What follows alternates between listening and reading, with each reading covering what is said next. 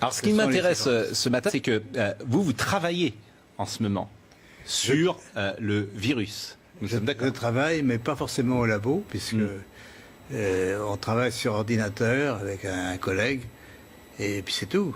On n'a pas d'expérience, on peut dire, mais l'expérience vient de la maladie elle-même, de toutes les mesures qui sont faites actuellement dans les laboratoires sur les patients. Et vous êtes arrivé à certaines conclusions. Alors, nous sommes arrivés à la conclusion qu'effectivement, il y avait eu une manipulation au sujet de ce virus. C'est-à-dire?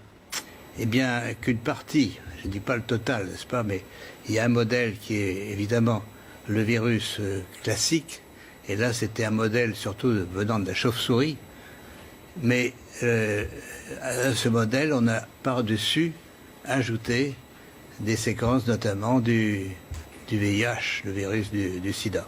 Mais quand vous dites « on a ajouté », qui a ajouté? Ah, moi, je ne sais pas. Et c'est pas naturel, c'est ce que vous voulez dire? Non, ce n'est pas naturel. C'était un travail de professionnel, un travail de biologiste moléculaire. C'est un travail très minutieux, on peut dire d'horloger, on peut dire au niveau des séquences. Mais dans quel but? Dans quel but, ça n'est pas clair.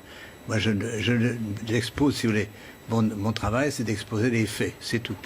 Je n'accuse personne, je ne sais pas qui a fait ça et pourquoi. La possibilité, c'est peut-être que ils ont voulu faire, on ne sait pas, on a voulu faire un vaccin contre le sida.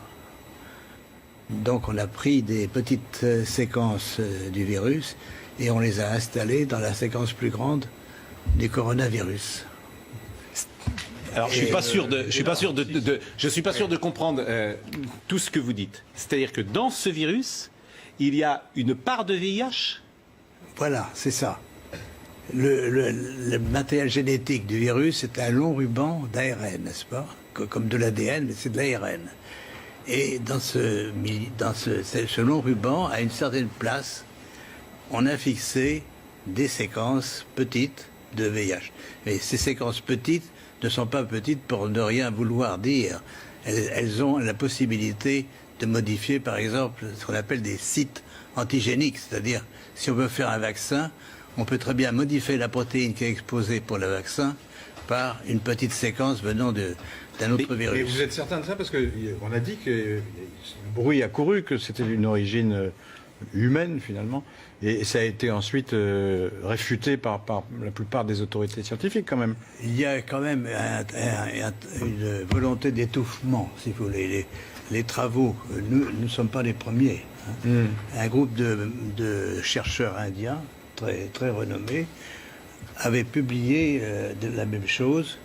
On les a forcés à rétracter. Et on les a forcés comment? C'est-à-dire, c'est annulé. Il y a, si vous regardez leur publication, vous avez une grande bande annulée parce que... Mais ce que vous dites là, la plupart des scientifiques disent le contraire, quand même. De moins en moins.